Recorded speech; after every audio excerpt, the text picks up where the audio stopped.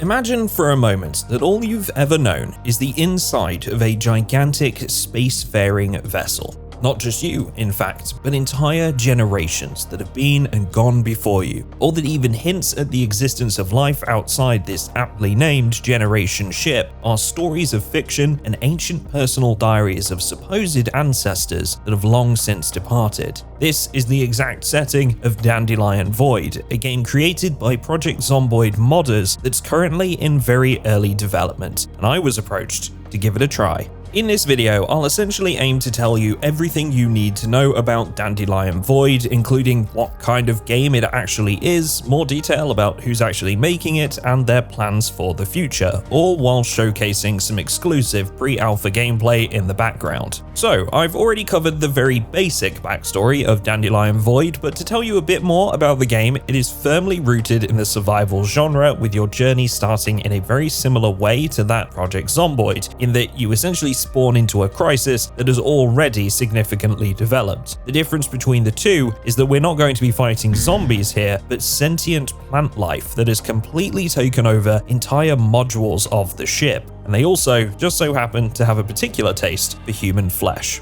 You'll start in a module of the ship known as Virgo, but several other modules will be explorable if you can reach them via connecting tram stations. This is a very specific design choice that the development team at Manzanita Interactive wanted to make to allow for modding of custom map spaces. Connecting them via tram stations makes traversal easy, and adding additional maps is a non-problem. While the generation ship itself is incredibly vast, and as such we can probably expect a relatively large playable map area, you're still in the depths of space, trapped in what is essentially an ancient and temperamental metal box. You'll have to survive by any means necessary while trying to uncover the mystery of what happened to the ship, otherwise known as the Pergola, and more specifically, what went so drastically wrong. You can expect to see your usual hunger, thirst, and sleep requirements native to many survival games, alongside the need to keep your character from becoming too bored and maintaining a decent sleep schedule.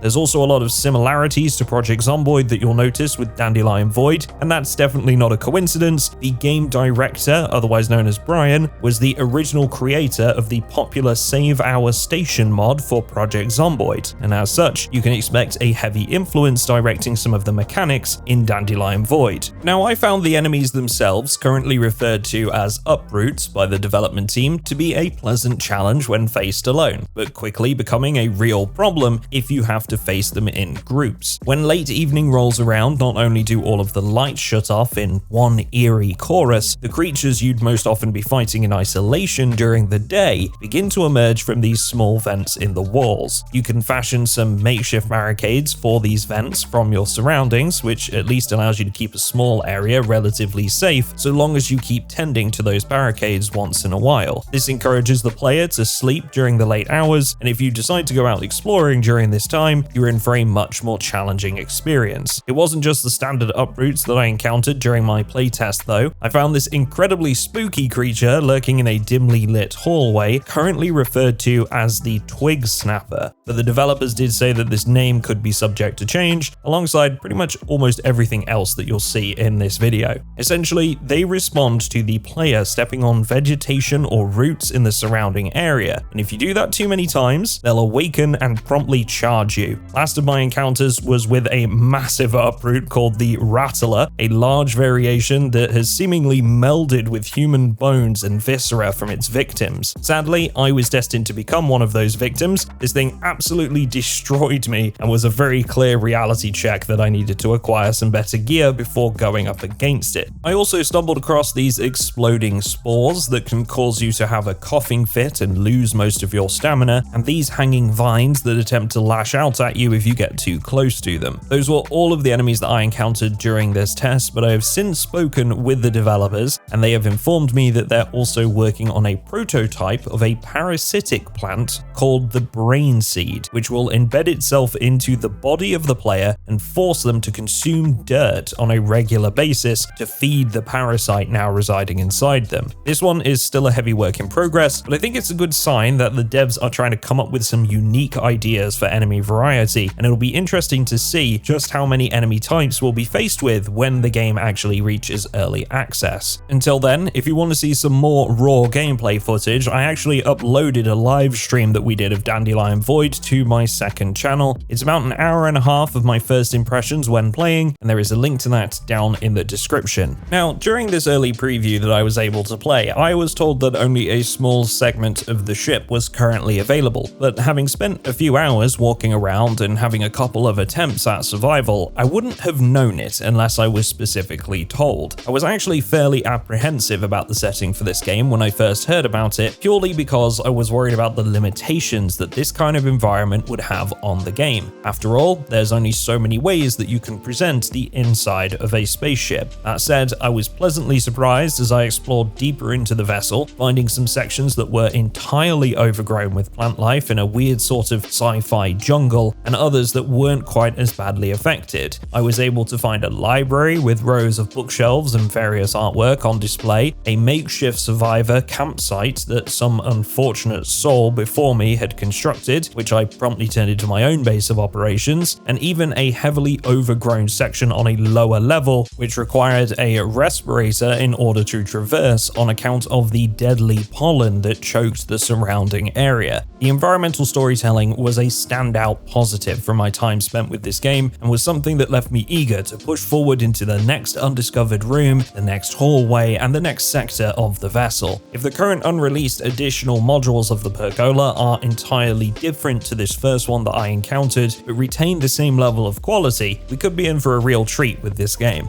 Above all else, I'm just excited to see a unique setting that I haven't seen in any survival games until now. The next thing that I wanted to take a look at in this video is the character creation, and I think Project Zomboid fans in my audience are going to love the direction that they are heading in with this particular feature. So, we haven't been shown any customization of appearance just yet, but you will be able to choose your character's upbringing, their circumstances, and their traits. In all three categories, there's still very clear intention that the devs are going to add further options for us to choose from, but let's start with the upbringing. This feature essentially defines your character's heritage and has some input on what kind of things they find easy, or by contrast, stuff that they find difficult. It may also determine some items you are likely to possess on game start. For example, I chose to be a mulch bounder, a very isolated faction that toils in fields to harvest just enough crops to keep their people going. The background text describes them as strong and disciplined, but sometimes uncomfortable with new things. I'm not sure how exactly this will affect our playthroughs in translation, but it's good to see that we'll be able to tackle the game in different ways. As a result of my choice, I received a cloak that was passed down as a gift from my character's ancestors, and this cloak provided me with some additional protection against cold environments. The circumstance menu is a lot simpler and just allows you to choose how your character found themselves in the Virgo module. Again, I'm unsure of what effect this will actually have, but at the time of recording, I was able to choose between an exile who had been forcibly sent to Virgo, a lost explorer that is looking for their way back to civilization, or a thrill seeker that purposely set course for this brutal jungle. Now, this is the part that Zomboid fans will be familiar with, and that is the trait selection menu. For those that are unfamiliar, you are essentially given 2 points to spend on small bonuses for your character, and if you want to, you can choose additional negatives, which then provide you with more points to spend on additional positives. In the context of Dandelion Void, this can take the form of weapons and tools lasting a little bit longer if they're given to you as a gift, getting less winded when swinging weapons, or on the flip side, you could choose negatives like being more likely to bleed when taking damage, or only being able to read simple material like pamphlets or children's books. I'm really glad that they chose to take inspiration from Zomboid on this one, because it gives us a new way to experience the game each time we play, and thus serves to offer further longevity. Next, I wanted to take a brief look at the additional interactions that you can have with the pergola, not just fighting the uproots, but the smaller things that breathe a little bit of life into your surroundings. The best example I encountered of this, aside from the world design itself, was with these computer terminals. This was probably one of the aspects of the game that I enjoyed the most, because it took me a few minutes at first to work out how to interact with them, but once I had figured it out, it was incredibly rewarding. I essentially had to type in commands on the terminal to obtain different results. I would start by typing help, which provided me with a list of commands the terminal could fulfill. I noticed one of these would display all connected devices, and when prompted, that display then informed me that one connected device was in fact a door. I used the open command followed with the device name,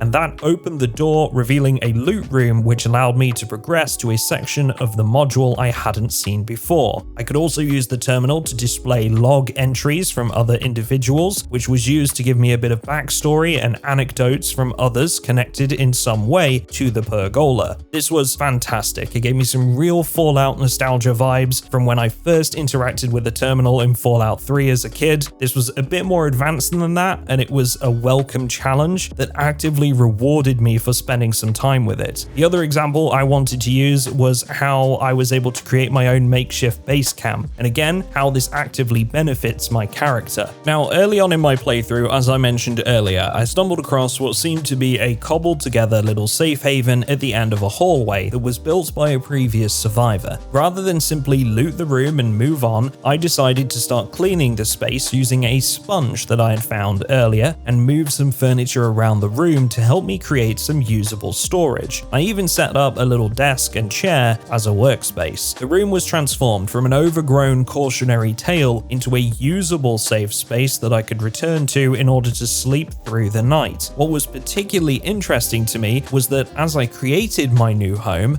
I noticed that my character was becoming comfortable with the area at an increasing rate as I cleaned up more and more of the space. I don't quite know what effect this will have. I'd hazard a guess that maybe it will slow the rate of boredom accumulation, but it was clear that this was intended to be a benefit of creating more pleasant surroundings for my survivor. Stuff like this brings life to a survival game and takes it to that next level, so I'm excited to see how this develops going forward. Okay, so now that you've heard about my experience and some of the features of the game itself, I wanted to briefly cover Manzanita Interactive's plans for the game in 2026, which they recently shared as part of a blog post on Steam. Essentially, this year will be a year of expansion for Dandelion Void, focused on bringing new features to the game now that existing content is relatively well refined. This will include a significant effort to create more unique spaces on the pergola and more map randomization so that each playthrough feels different to the next. One of the biggest things that they've picked out in this blog post, though, is that there's going to be a focus on keystone systems like crafting and skill progression during this year's efforts. The lack of crafting was definitely something that I was increasingly aware of the longer I played the game. Things like throwing together a makeshift bandage or building a fire for cooking food, for example, that I would consider essential to a survival experience like this one, aren't currently in the game. So to know it's coming in the future,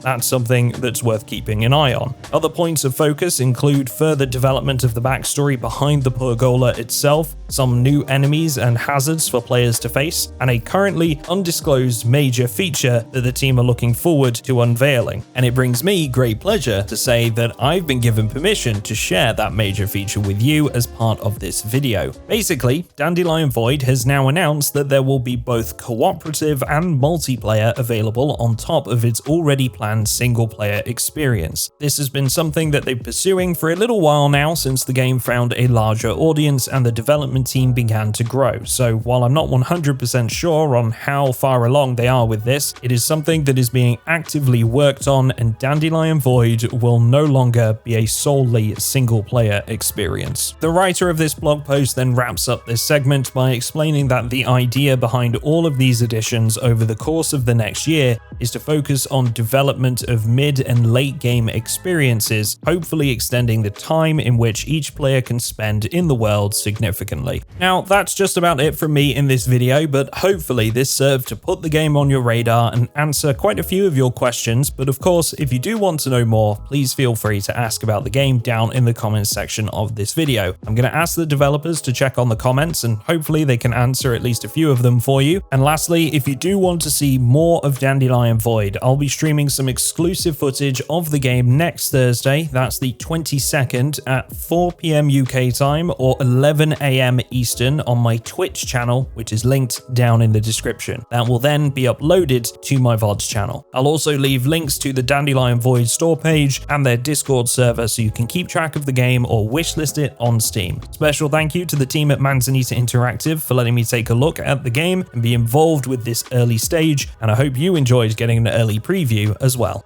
Thanks everyone, and I will catch you all in the next one.